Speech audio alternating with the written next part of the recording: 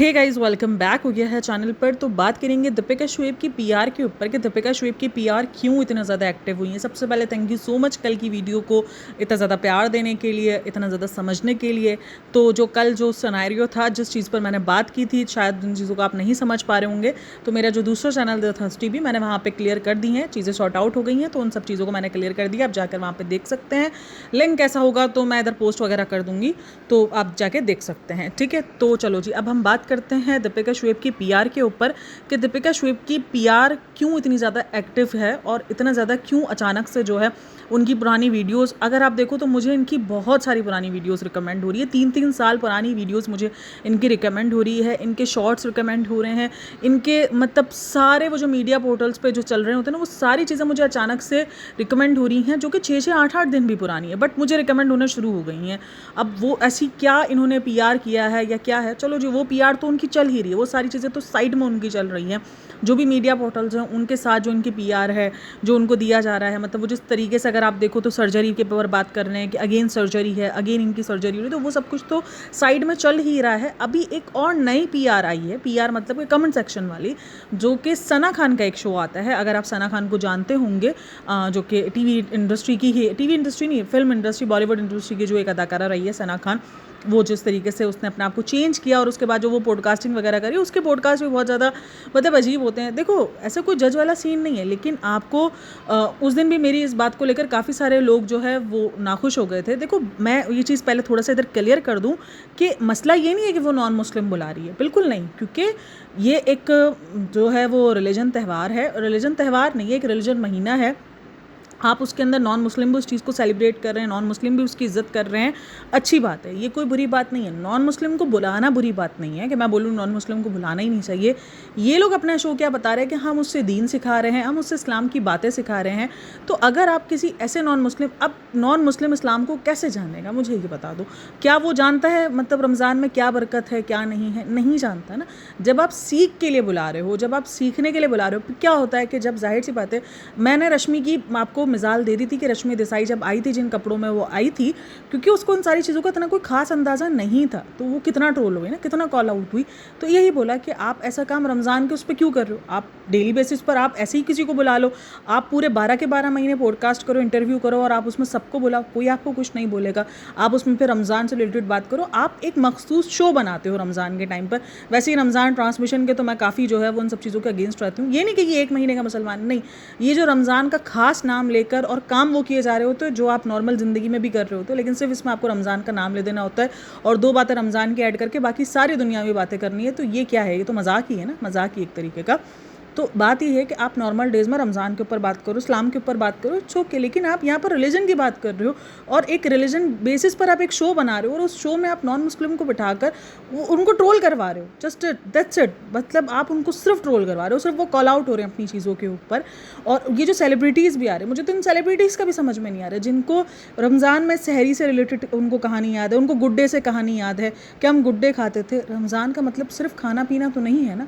हम सबको पता है कि रमज़ान का मतलब क्या है, हम सबको पता है कि रमज़ान के अंदर मेन चीज़ खाना पीना नहीं है, खाना पीना सेकेंडरी आता है, मेन चीज़ इबादत है। रमज़ान में सीख है, रमज़ान के अंदर दीन सिखाने वाला जो सीन है, वो जब आप बोल रहे हो तो वो कहाँ सीख रहे हो? आप तो सिर्फ गॉसिप्स कर रहे हो रमज़ान के नाम पर।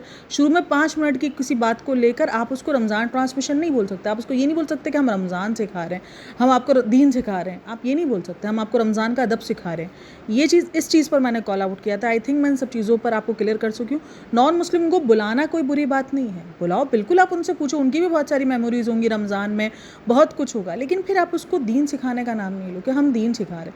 आप दीन नहीं सिखा रहे, आप नॉर्मली पॉडकास्टिंग कर रहे हो, सिर्फ रमज़ान का नाम लगाकर आप वही कर रहे हो। 5 मिनट का शुरू के अंदर अगर आप कोई चीज़ को सिखा देते हो, उसको दीन सिखाना नहीं बोलेंगे, क्योंकि आपको भी पता है अगर आप किसी मौलवी को यहाँ पे लेकर बिठा दोगे तो शायद आपकी वीडियोस इतनी वायरल ना हो, लेकिन जो सेलिब्रिटीज़ हैं उनको देखने के लिए लोग पागल होते हैं कि यार ये कैसा, और ख़ास करके जो नॉन मुस्लिम्स होते हैं उनको देखने के लिए तो और ज़्यादा लोग होते हैं कि यार ये लोग कैसे हमारे मतलब हमारे त्यौहार को ये कैसे सेलिब्रेट कर रहे होंगे, इनको क्या पता होगा, इनको क्या नहीं पता होगा। तो ये एक पॉडकास्ट है, ये एक इंटरव्यू है, ये एक रमज़ान ट्रांसमिशन जिसके अंदर दीन नहीं सिखाया जा रहा, बस ये है। ये एक नॉर्मल सी चीज़ है, उसको आप नॉर्मल ही रहने दो, उसको फिर रमज़ान ट्रांसमिशन को फिर कुछ और बना के पेश शो कर रहे हो वो ना करो। बस मेरा ये मोटिव है, मुझे बुलाने से कोई मसला नहीं है कि वो नॉन मुस्लिम क्यों बुला रही, भाई बुलाओ। बुलाकर आप उनसे इनकी पूरा पूछो कि वो किस तरीके से रमज़ान गुजारते हैं, क्या उन्होंने किया, क्या उनके पास मेमोरीज़ है। हर किसी के पास अपनी अपनी मेमोरी होती है। तो ये एक शो है, बस ये एक इंटरव्यू वाला शो है। इस शो के दरमियान अगर आप देखो तो इस शो के हर एक एपिसोड में एक जो मतलब कमेंट है, दीपिका शोएब को बुलाओ नेक्स्ट वीडियो में दीपिका शोएब को, और वो एक बंदे का नहीं है, आपको ऐसे 8-10, मैं बोलूँगी 8-10 भी कम है। मेरे सामने एक कमेंट के बाद एक कमेंट ये है, 2 कमेंट ये है, दीपिका शोएब को बुलाओ, दीपिका शोएब को बुलाओ। किसी भी इंसान को लेकर इतने कमेंट्स नहीं है, किसी भी, आप किसी भी पॉडकास्ट देख लो, कोई भी इंटरव्यू देख लो, लोगों के यही बात है, दीपिका शोएब बुलाओ, दीपिका शोएब बुलाओ, दीपिका शोएब बुलाओ। लोग इतना क्यों उनको बुलाने पर तुले हुए, मैं तो ये सोच रही हूँ, मतलब इतना ज़्यादा एक हाइप मची हुई है, और ये हाइप इन्होंने रखवाई है भाई, ये PR ही होती है। मतलब लोग इतना पागल नहीं होते। ठीक है, आपको 8-10 कमेंट मिल जाएंगे, लेकिन हर एक शो में, हर एक इंटरव्यू के अंदर बात हो रही है दीपिका शोएब, दीपिका शोएब, जबकि वो शायद आने को रेडी नहीं होते या क्या सीन है, बट वो नहीं आते हैं। लेकिन इस तरीके से ये जो PR है ये काम करती है, क्योंकि लोगों को ना होता है, जब एक अगर 4 PR के मैसेज होंगे दीपिका शोएब को बुलाओ, तो उसमें से 2 रियल ID से भी आ जाएंगे कि हाँ दीपिका शोएब को बुलाओ, इनको हमें देखना है, हमें इनके बारे में बात सुननी है। खास करके जो दीपिका का कन्वर्सेशन है, उसके बाद तो कन्वर्ट होना है, तो उसके बाद तो लोगों को और बहुत ज़्यादा इंटरेस्ट है कि भाई हाँ दीपिका को बुलाओ, हम दीपिका से सुनना चाहते हैं कि दीपिका ने किस तरीके से अपने आप को चेंज किया है। तो उस वजह से इसके व्लॉग के, अगर आप कोई भी इसका वीडियो उठा लो, वहाँ पर आपको एक जो मिलनी है लाइन दीपिका शोएब, दीपिका शोएब, दीपिका शोएब, और एक ही पैटर्न आपको मिलना है। ये एक पैटर्न उसी वक्त होता है जब वो कॉपी पेस्ट किया जा रहा होता है अलग अलग आइडियो से, और आईडीज़ बनाना वो कोई मुश्किल बात नहीं है। और अगर आप देखो तो इनका PR अभी बहुत ज़्यादा स्ट्रॉन्ग हुआ है। वो स्ट्रॉन्ग मतलब जिस तरीके से इनकी वीडियोस रिकमेंड हो रही हैं, जिस तरीके से इनकी पुरानी 3-3, 4-4 साल, सबा की शादी का तो भी कोई लेना देना नहीं है ना, कोई अभी सबा की शादी को जो है वो सर्च नहीं कर रहा है, बट फिर भी सबा की शादी की जो, इवन सबा की शादी ही नहीं, जो इवन सैमसन फैमिली से भी जो रिलेटेड वीडियोज़ हैं ना, वो भी शो हो रही हैं। दीपिका कक्कर के पुराने कितने इंटरव्यूज़, जो 11-11 साल पुराने इंटरव्यूज़ है, वो भी शो होने शुरू हो गए हैं। तो इतना ज़्यादा मतलब एक्टिवली PR काम कर रहा है, क्योंकि जब बहुत ज़्यादा सर्च हो रही होती हैं चीज़ें, जब बहुत सब कुछ हो रहा होता है, तो फिर वो सब कुछ आना शुरू हो जाता है। तो ये PR इनका बहुत काम करिए। अब सना खान के पॉडकास्ट में ये लोग जाते हैं नहीं जाते हैं, ये तो अब ये लोग ही जाने।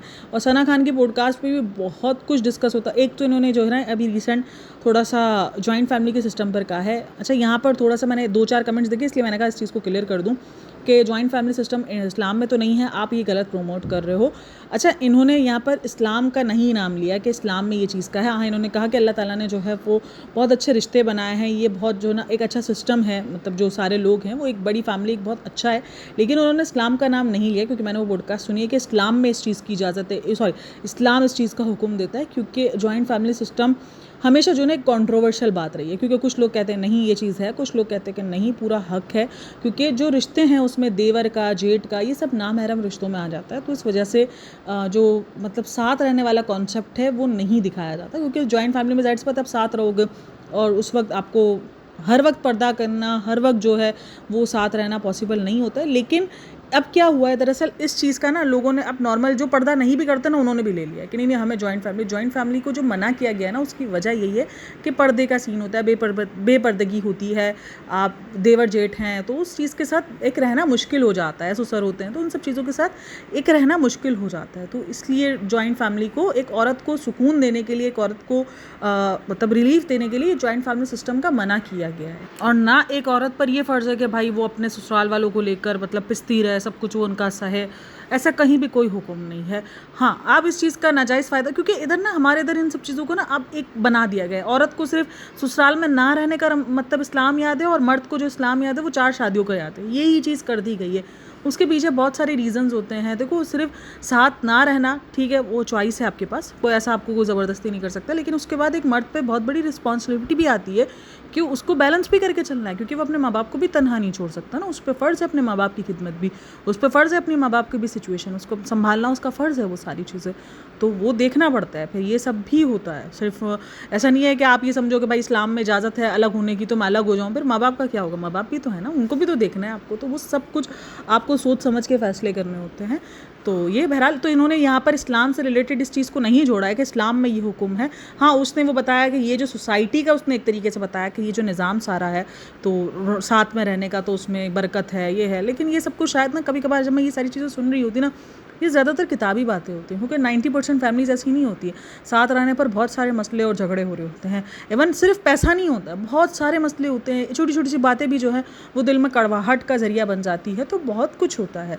तो ये जो बातें ये लोग जो कर रहे होते हैं ना टेलीविज़न पर बैठकर या किसी पॉडकास्ट में बैठकर, ये मुझे ऐसा लग रहा होता है कि ये बस सिर्फ ना ऐसा है कि हाँ, ये शायद किताबी बातें हैं, ये शायद पॉडकास्टिंग में बहुत अच्छी लग रही है, सुनने में ये बातें बहुत अच्छी लग रही है, लेकिन रियल लाइफ से डिफरेंट हिट करती है। तो रियल लाइफ के अंदर तो ये सारी चीज़ें अलग होती हैं, क्योंकि नहीं होता भाई आसान इतना। जॉइंट फैमिली में कहना बहुत आसान है, 5 भाइयों के साथ 6 भाइयों के साथ, लेकिन आसान नहीं होता, क्योंकि घर के जो बड़े हैं वो भी कभी कभार ज्यादती कर जाते हैं। किसी बच्चे को बहुत ज़्यादा रख रहे होते हैं, किसी के बच्चों को नहीं रख रहे होते, कोई बच्चे को पसंद करते, कोई बच्चे को नहीं पसंद करते, तो उसकी बीवी के साथ भी ज्यादतियाँ होती है।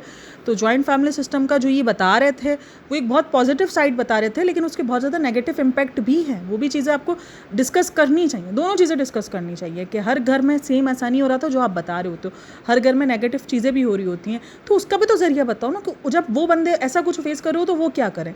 आप एक साइड तो बता देते हो, दूसरी साइड कौन बताएगा। और यही साइड बताने के चक्कर में कितनी लड़कियों को पिसना पड़ता है कि ये देखो कितनी बरकत है, ये देखो ये भी तो इतनी बड़ी एक्ट्रेस होने के बाद भी जॉइंट फैमिली सिस्टम को सपोर्ट कर रहे हैं।